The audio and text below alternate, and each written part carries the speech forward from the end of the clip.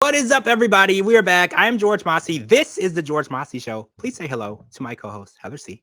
So we are talking about Extreme Sisters season 2. We're on episode number 5, and we saw a scene last night. So let's start talking about this.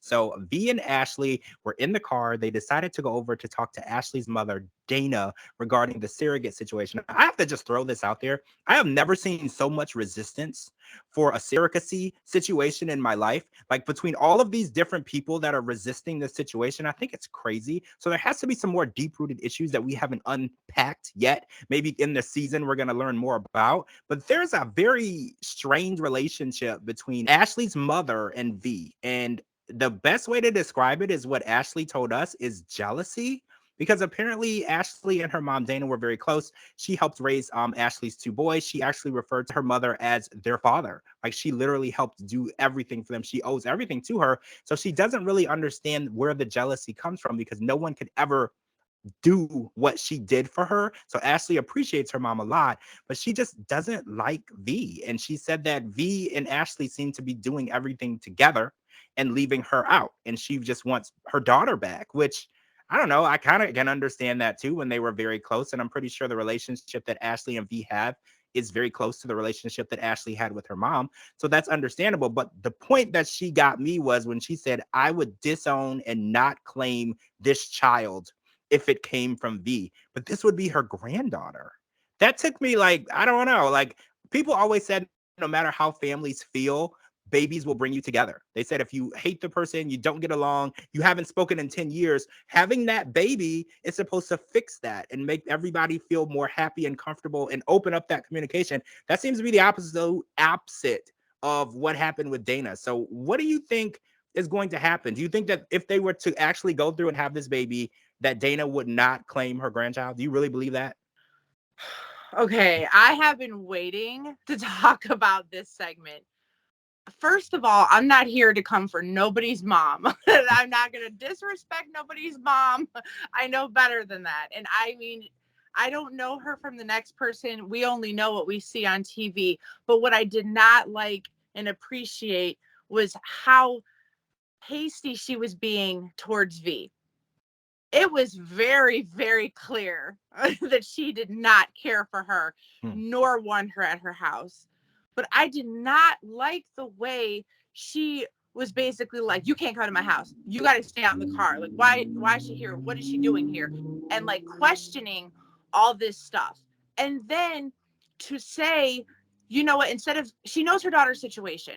She knows her daughter wants more kids. She knows that her daughter is not able to have kids. If her sister is willing to open up herself and her body and give her sister a gift of something that she is unable to do, she should be like, you know what? Let's put our differences aside. Let's put whatever to the past and move forward. And instead, she said, like you said, oh no, I don't want anything to do with it. I'm not going to claim it as my grandkid. Why? Why is that fair? Children do not ask to be brought into this world. They are literally a gift. Whether the people that are having them want them or not, or whatever, they're a gift. There are people that aren't able to conceive. And she is being given this gift to bring another child into this world, regardless of her feelings. She needs to just, it's not about her anymore. It's not. Her feelings are not about that. It's about her daughter's feelings, and what her daughter wants.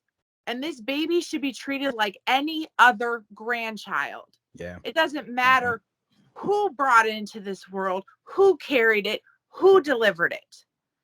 I feel the rage with you. Like, I just don't understand why all these people are so against V wanting to do something for someone. That is the most unselfish thing a person can do, is say, you know what, I'm going to give up my body and I'm going to just help you out. Like that, to me, that is a beautiful thing. And they're not even full blood. I You don't know know. what I think? I think that Dana feels, since V and Ashley are already so close, If they were to have this baby, and this is a bonding experience, they're going to be brought closer by doing this. It's going to bring Ashley farther away from her mom. That's what I believe that. It's I can't prove it. her I can't prove it, but I just mom. feel like It's her mom, George. Like literally, it's her mom. Like it doesn't matter. That's jealousy. That is jealousy talking. Because you know what? No one, not a human being, is going to replace your mother. No one. That is her sister. This is her boyfriend. This is her kid. That's her mom. They're all different. They have different roles. Like, mom, listen, here, chill, get on board and be a support system, because you're going to lose whatever relationship you have with Ashley being this way. Don't lose it over something that you can change. Children are beautiful. Take it as a gift.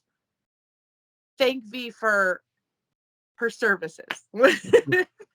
first I'm all granddaughter. riled up. I'm sorry. Yeah. That was like a heat of the moment for me. So while we're all riled up, I want to talk about this double date with Jessica and Christina and Josh and John. Now, John knew before everyone even arrived, before Jessica and Josh arrived, he's like, let me take a drink. This is going to be heated. This is going to be awkward. I know this is going to be an issue. He knew. And the conversation definitely took a turn. Jessica did bring up the ultrasound and the birth and being there. And John was kind of focusing on, like, you're going to be an aunt, be an aunt. You need to do birthday parties, sporting events, and those are aunt duties. But I don't feel like Jessica is an aunt. I feel like Jessica, especially to Christina's kids and vice versa, they're two moms to their kids. Like, they did everything together. Their kids grew up together. They literally live on the same street. They go to the same schools. Everything is together. So I feel like John is entering into the situation and he doesn't really fully understand the family dynamic, because there are already children that exist before John, and they were raised a certain way together and in a very close manner. And he wants to kind of, I don't know, push Jessica away, which is the weirdest thing to me, because I always hear people talk about how their family isn't as close as they wanted, or they wish they had a better relationship with their sister or brother or mom, or vice versa.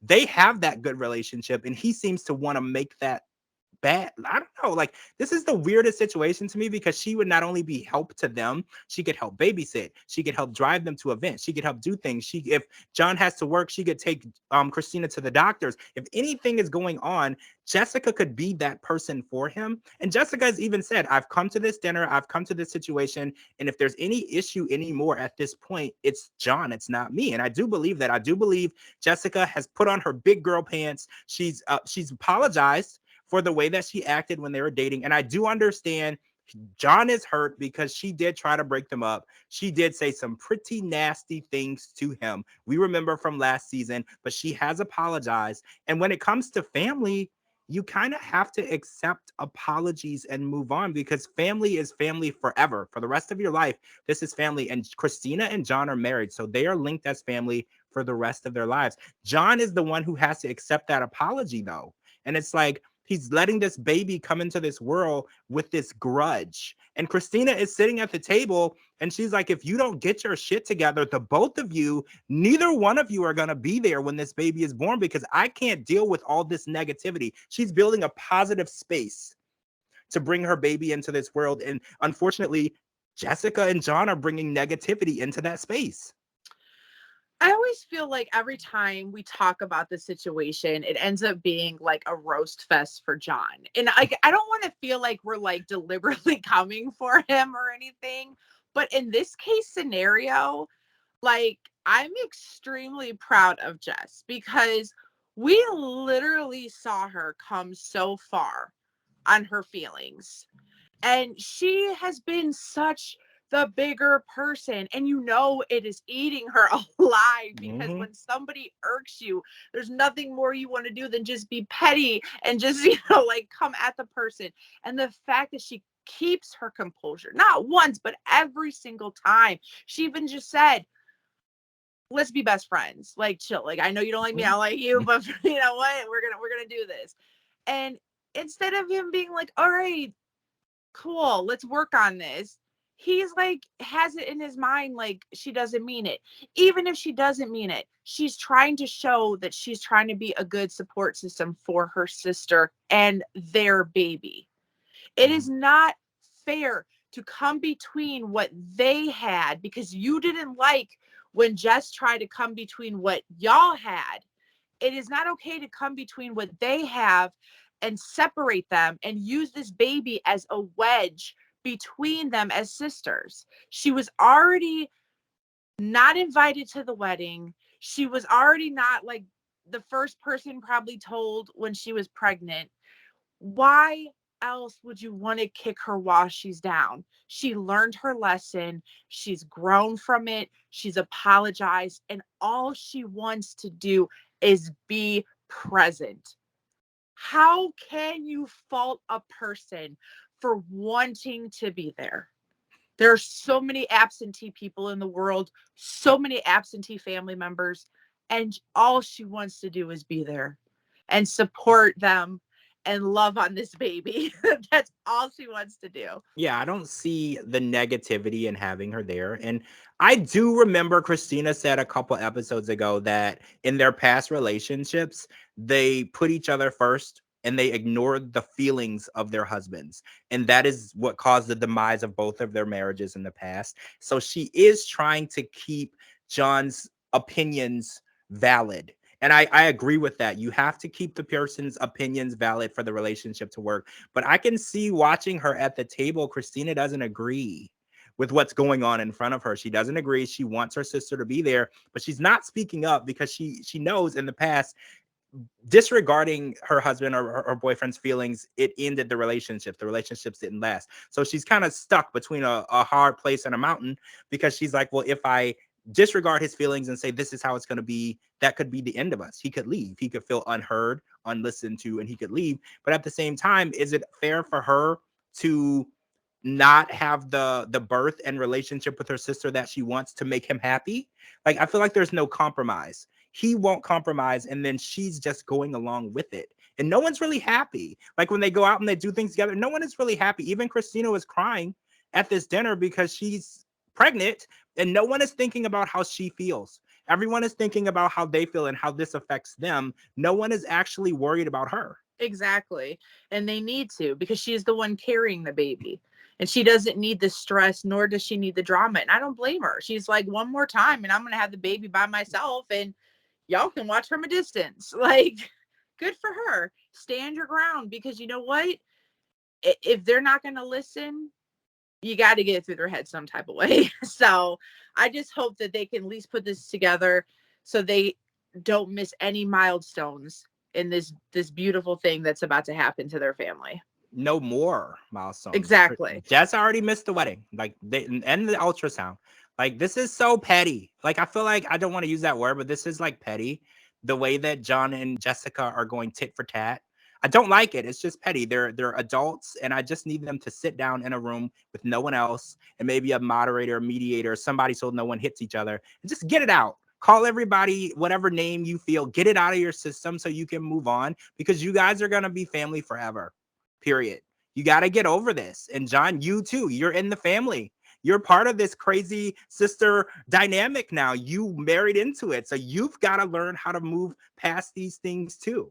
We'll see if it works. Fingers crossed, everything will be good and the baby will be born with its aunt, dad, and mom all in harmony in one room.